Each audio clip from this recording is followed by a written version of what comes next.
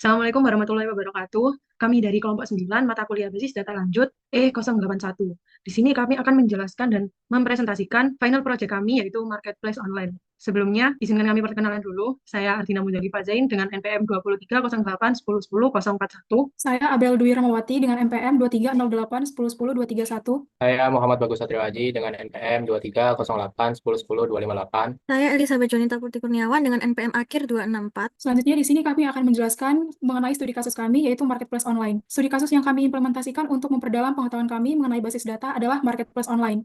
Alasan utama kami memilih studi kasus ini adalah akibat semakin meningkatnya kemajuan teknologi, terutama dalam bidang jual beli online, dan semakin meningkatnya masyarakat yang beralih menggunakan Marketplace Online untuk mempermudah mereka dalam melakukan kegiatan berbelanja. Inilah yang memotivasi kami untuk mengangkat studi kasus ini karena akan sangat berguna untuk diimplementasikan dalam pengolahan database yang baik dan efisien. Selanjutnya di sini terdapat relasi antar tabel yang ada pada database kami. Pertama sekali terdapat relasi one to many, yaitu tabel pengguna dengan tabel alamat memiliki relasi satu pengguna bisa memiliki banyak alamat. Yang kedua, pengguna dengan pesanan, satu pengguna bisa memiliki banyak pesanan. Kemudian yang ketiga adalah pesanan dengan detail pesanan. Satu pesanan memiliki banyak detail pesanan. Keempat, kategori dan produk. Satu kategori dapat memiliki banyak produk. Kelima, pembayaran dengan pesanan. Satu pembayaran dapat memiliki banyak pesanan. Kemudian yang kedua adalah relasi many to many. Yang pertama ada detail pesanan dengan produk, yaitu satu detail pesanan berisi banyak produk. Yang kedua adalah pesanan dengan alamat, yaitu satu pesanan terkait dengan satu alamat, namun satu alamat dapat digunakan oleh beberapa pesanan. Oke, untuk selanjutnya yaitu setelah kita menentukan relasi, kita membuat CDM atau Conceptual Data Model. Nah, untuk CDM-nya bisa dilihat di layar, ada 7 tabel, pengguna, alamat, produk, kategori produk, pesanan, detail pesanan, dan pembayaran. Nah, pengguna bertempat di alamat, lalu pengguna memilih pesanan, dan pesanan memiliki detail pesanan. Lalu produk mempunyai detail pesanan, dan pesanan membayarkan pada pembayaran. Terus pesanan diantarkan ke alamat dan produk terdapat kategori produk. Nah, untuk pengguna sendiri, ID penggunanya menjadi primary key dengan variabel karakter sepanjang 10, lalu bawahnya ada nama pelanggan, varchar dengan panjang 30, terus nama email dengan varchar 20, nomor telepon dengan varchar 20, dan tanggal daftar menggunakan date. Lalu bawahnya ada pesanan dengan ID pesanan sebagai primary key, lalu tanggal pesanan menggunakan date, status pesanan menggunakan varchar 10, lalu total harga menggunakan float dengan panjang 10. Terus bawahnya ada detail pesanan dengan ID detail sebagai primary key dengan varchar sepanjang 10, terus jumlah menggunakan integer. Lalu di atasnya ada produk, ID produk sebagai primary key dengan varchar 10, lalu nama produk varchar 30, harga menggunakan float panjang 10, lalu stok menggunakan integer. Nah, sebelah kanannya ada alamat dengan ID alamat sebagai primary key dengan varchar panjang 10, lalu alamatnya sendiri dengan varchar 30, lalu kota dengan varchar 10, kode pos dengan integer, tipe alamat dengan varchar 10. Lalu bawahnya ada kategori produk dengan ID kategori sebagai primary key menggunakan varchar 10, lalu nama kategori menggunakan varchar 30, lalu yang terakhir ada pembayaran dengan ID pembayaran sebagai primary key menggunakan varchar 10, metode pembayaran menggunakan varchar 10, status pembayaran juga menggunakan varchar 10, lalu tanggal pembayaran menggunakan date. Setelah kita menyusun CDM, terus menggabungkan relasi antar tabel yang dijelaskan oleh teman saya tadi, kemudian kita menyusun PDM atau Physical Data Model. Nah, dapat dilihat di layar untuk pengguna sendiri dengan alamat memiliki relasi one to many. Jadi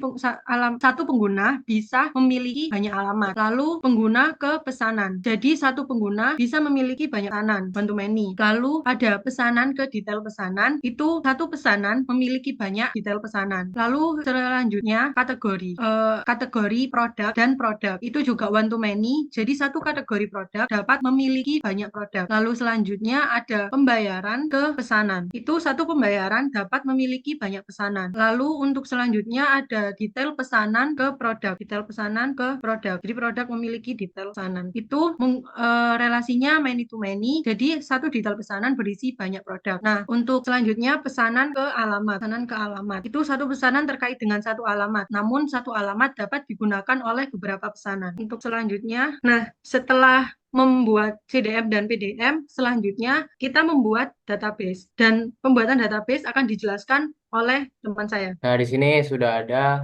database e-commerce dengan tabel. Ini ada 7 tabel, yaitu alamat, detail pesanan, kategori produk, pembayaran, pengguna, pesanan, dan produk. Nah, di tabel alamat ini sudah ada 15 alamat. Lalu di detail pesanan juga ada 15 detail pesanan. Oh, di alamat juga ada ID alamat jalannya, terus ada kota, ada kode pos, dan tipe alamat kayak rumah, kantor, apartemen, seperti itu. Lalu di detail pesanan ini ada ID detail, ID pesanan, dan ID produk, dan jumlah dari produk yang dipesan. Lalu di kategori produk ini ada 15 kategori. Lalu ada pembayaran. Nah, di pembayaran juga ada 15 pembayaran, yaitu di ID pembayar. Di sini juga ada ID pembayaran, metode pembayaran, di transfer, e-wallet, kartu kredit, dan COD. Terus di sini ada status pembayaran, yaitu berhasil atau sedang dalam proses.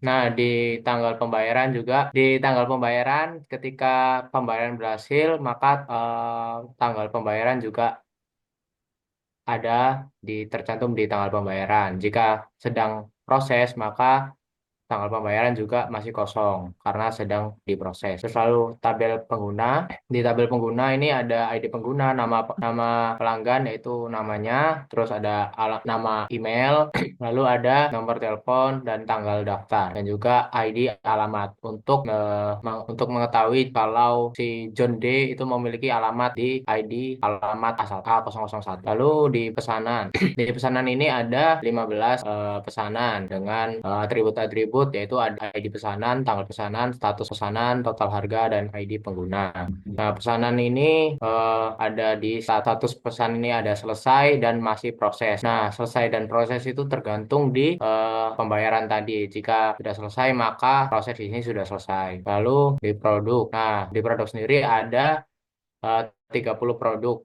Di produk juga ada atribut ID produk, nama produk, harga, dan stok, dan ID kategori. Jadi di sini tuh ada nama produk yang mengidentitaskan produknya, lalu ada harganya, terus ada stoknya berapa, lalu termasuk ke kategori yang mana. Mungkin cukup sekian dari penjelasan bentuk dari database e-commerce. Selanjutnya kan live coding yang akan dijelaskan oleh teman saya. Oke, untuk selanjutnya yaitu soal dan penjelasan query. Jadi yang pertama ada soal fungsi aggregate. Nah, kita udah buka database e-commerce. Lalu untuk soal yang pertama, menghitung total keseluruhan dari total harga pada transaksi. Jadi sintaks query-nya itu ada select, sum. Kita menggunakan fungsi aggregate sum untuk menghitung total keseluruhan dari total harga pada transaksi. Lalu total harga.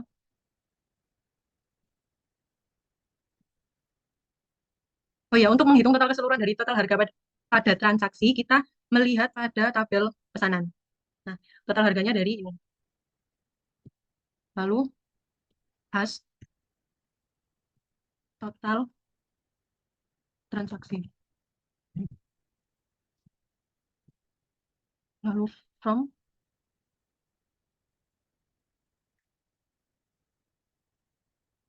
pesanan. Kita coba untuk dirun.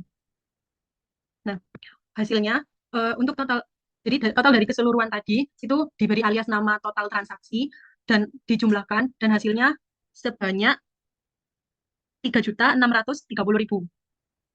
Lalu untuk soal yang kedua yaitu menghitung rata-rata harga produk berdasarkan kategori. Nah, untuk soal yang kedua ini kita menggunakan dua tabel, yaitu tabel produk ini dengan atributnya ID produk, nama produk, harga, stok, dan ID kategori. Lalu yang kedua ada tabel kategori produk, itu ID kategori dan nama kategori. Untuk sintaksnya,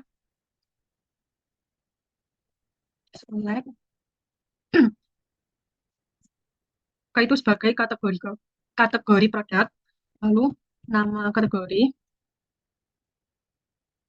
untuk menghitung rata-rata kita menggunakan fungsi aggregate average. Ini, terus P-nya itu produk, lalu as rata-rata harga. Nah, rata-rata harga itu untuk nama alias dari rata-rata harga produk berdasarkan kategori nanti. Lalu from produk P join. Nah, kita menggunakan join untuk menggabungkan antara tabel produk dan tabel kategori produk. Lalu kategori produk K on P ID kategori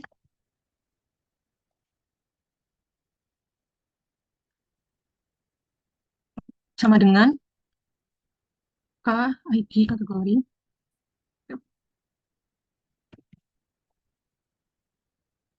Nah, untuk menggabungkan keduanya yaitu lewat ID kategori yang ada di foreign key. Nah, lalu group by kan nama. Nah, kita menggunakan group by untuk mengelompokkan datanya. Kalau kita run, nah ini untuk hasilnya, yaitu di nama kategori ada aksesoris, alat tulis, buku elektronik, hobi, kamera, kendaraan, kesehatan, mainan, makanan, olahraga, pakaian, peralatan kantor, peralatan masak, dan peralatan rumah tangga. Nah, untuk rata-rata harganya sendiri dari aksesoris itu mulai dari 250.000, lalu alat tulis 5.000, buku 90.000, elektroniknya 5.125.000, dan seterusnya. Nah, jadi dari rata-rata harga ini itu bikin tabel baru di sini. Nah, Oke, selanjutnya saya akan menjelaskan tentang soal join tabel. Di sini untuk soal yang pertama ada tampilkan nama produk, kategori produk, dan stok. Di sini kita pertama-tama untuk mengerjakan soal tersebut kita perlu menggabungkan tabel produk, kategori produk menggunakan kolom ID kategori. Di sini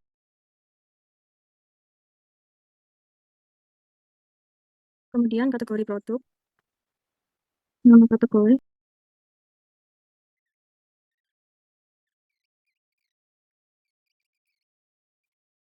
ID kategori sama dengan kategori produk, ID kategori. Kita tutup, lalu di sini kita coba run. Maka di sini hasilnya muncul tabel nama produk, kategori produk, dan stok. Di sini ada smartphone dengan kategori elektronik dan stok. Stoknya ada 10 dan seterusnya. Selanjutnya, untuk soal cari pelanggan yang menggunakan metode pembayaran tertentu, di sini menggunakan pembayaran COD.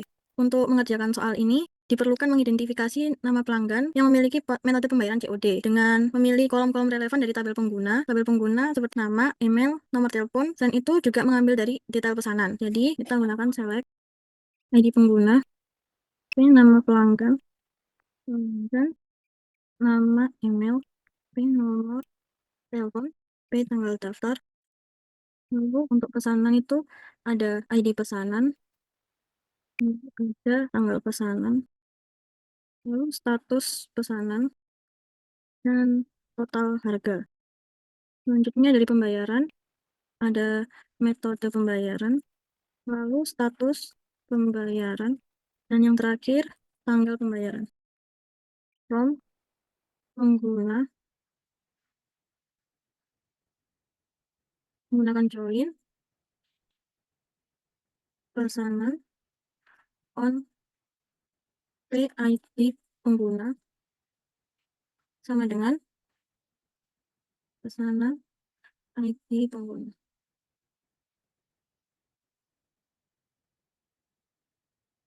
Lalu menggunakan join lagi pembayaran bayar on pesanan ID pesanan sama dengan bayar ID pesanan. Menggunakan where bayar metode pembayaran sama dengan COD. Lalu kita coba run terlebih dahulu.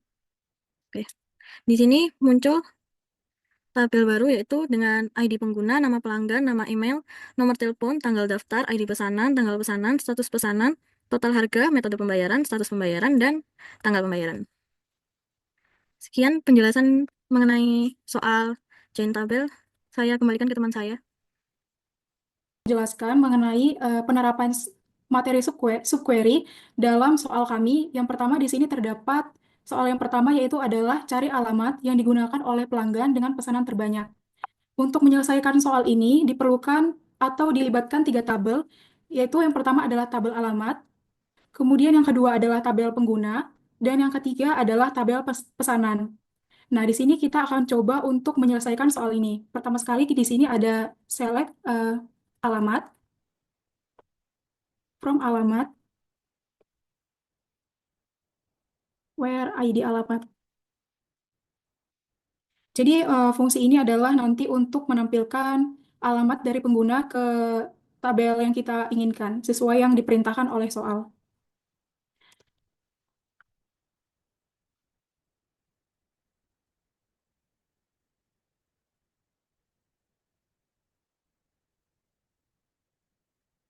Nah, kemudian di sini terdapat penggunaan tabel pengguna yang nanti di mana di tabel pengguna ini juga terdapat ID alamat, yang di mana tabel pengguna ini nanti akan membantu untuk mencarikan pengguna mana saja yang menggunakan alamat tersebut untuk jumlah pesanan yang paling banyak.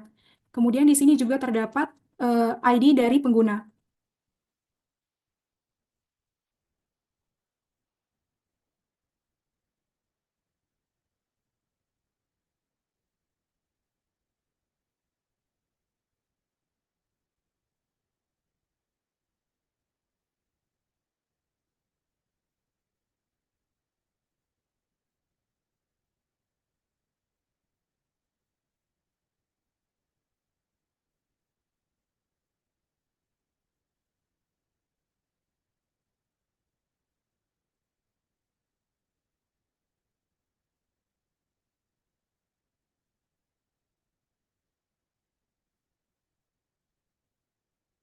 Nah, jadi nanti di sini seluruh seluruh subquery ini akan dikelompokkan menggunakan ID pengguna.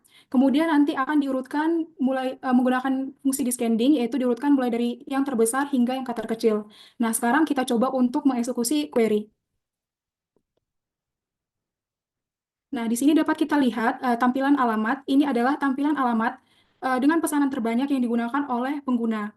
Nah, ini dia adalah tampilannya. Kemudian untuk soal berikutnya adalah untuk menampilkan nama adalah perintah untuk menampilkan nama pelanggan dan total pengeluarannya untuk semua pesanan yang kemudian total pengeluarannya itu akan diurutkan mulai dari yang tertinggi hingga ke terendah. Nah, di sini kita akan coba untuk menyelesaikan soal berikut. Eh, untuk pertama sekali, soal ini melibatkan dua tabel, yaitu tabel pengguna dan juga tabel pesanan. Di sini kita akan melakukan select di tabel pengguna, yaitu untuk mengambil atribut nama pelanggan. Kemudian, di sini kita akan melakukan operasi subquery.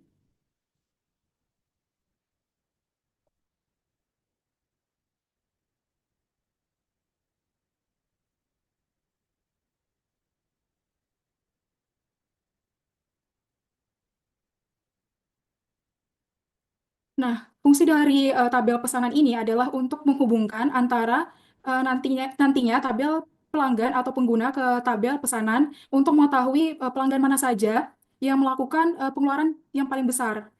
Jadi untuk selanjutnya di sini kita akan menggunakan atribut yang berasal dari tabel pengguna.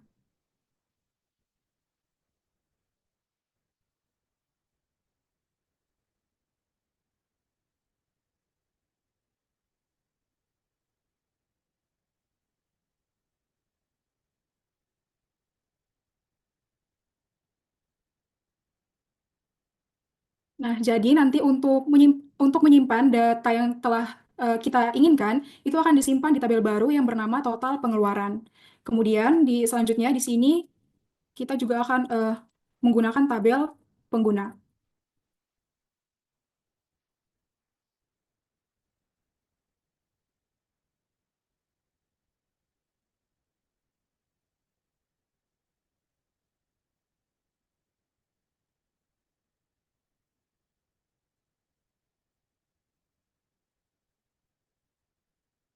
Nah, ini dia untuk query soal nomor 2. Di sini kita akan coba untuk mengeksekusi query ini.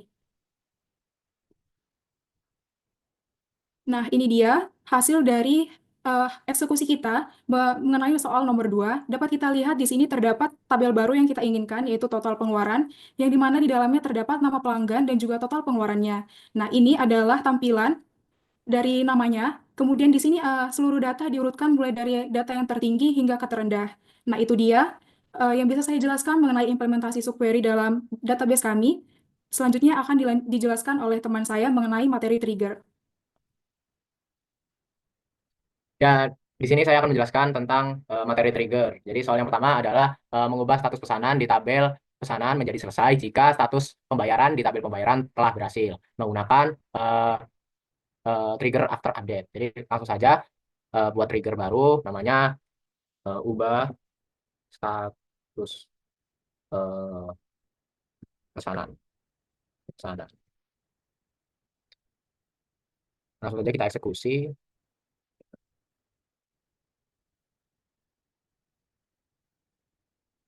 Create trigger di database e-commerce dengan nama ubah status pesanan. Kita setting dulu menjadi after update. Update di di database e-commerce di tabel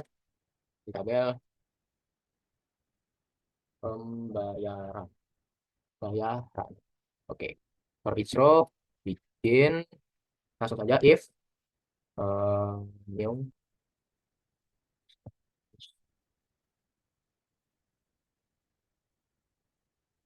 one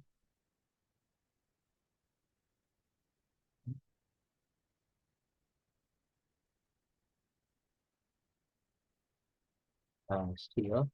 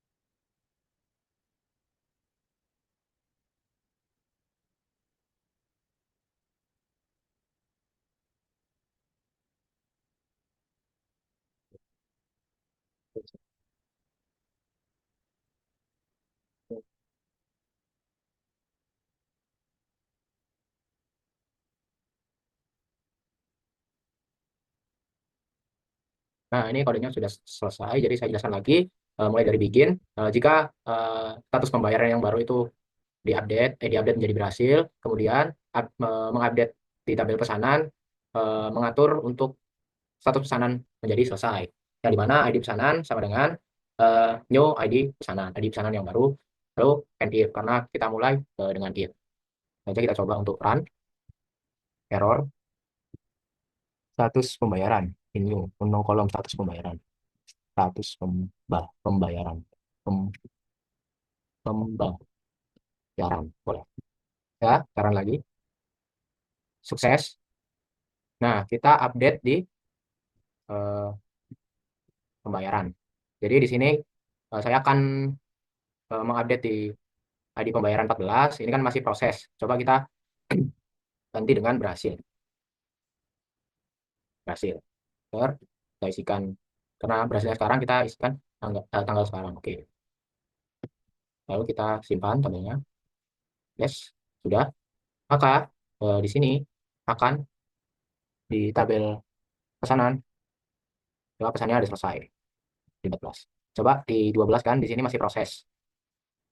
Di 12 masih proses. Kita coba di pembayaran lagi. Coba di 12 masih proses, kita ganti ke berhasil.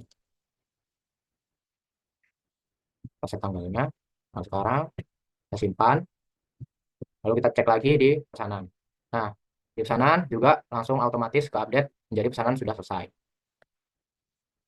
Nah, lalu lanjut soal yang kedua, yaitu menghitung total harga di tabel pesanan sesuai harga barang pada tabel produk yang dipesan pada tabel pesanan melalui detail pesanan. Nah, jadi di soal kedua ini melibatkan 3 tabel ya. Yang pertama itu ada tabel pesanan, lalu ada detail pesanan, tabel detail pesanan, dan terakhir itu ada tabel produk. Itu saja buat trigger baru yang bernama hitung total harga. Langsung saja eksekusi. Nah, di sini kita menggunakan eh, after insert.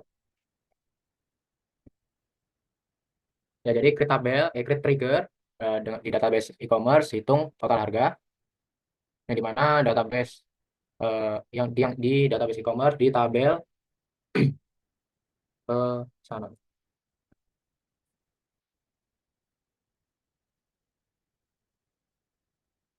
Buka, buka. Langsung saja kita eksekusi. Yang pertama itu update untuk mengganti update update update di tabel sana, yaitu set set total total total total harga sama dengan buka kurung bawah sama dengan select select select sum buka kurung sum dari detail pesanan, yaitu jumlah, lalu dikali produk dari tabel produk, yaitu harga juga. Lalu inner join from detail pesanan inner join inner join produk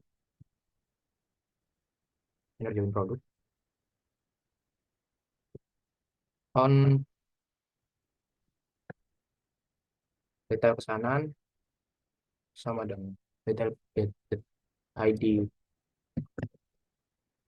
produk sama dengan produk ID produk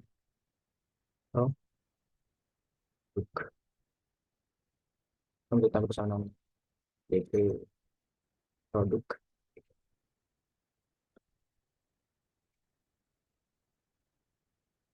Lalu where detail pesanan ID pesanan sama dengan new ID pesanan.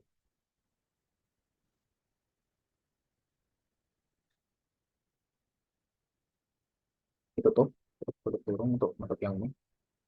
Lalu menggunakan where lagi, where ID pesanan sama dengan new ID pesanan. Nah, coba kan.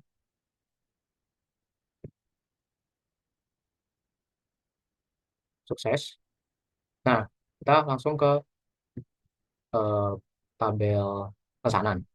Nah, di sini di pesanan nomor 15 itu total harganya masih 0. Nah, kita akan menginsertkan untuk menghitung total harga yang dipesan oleh si ID pesanan nomor 15. Lalu di detail pesanan. Oke, sini kita buat baru DP 016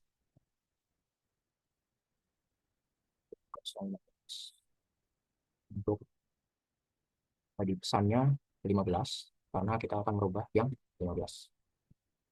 Lalu ID produknya kita misal si pesanan nomor 15 itu memesan kursi kantor dengan jumlah 3.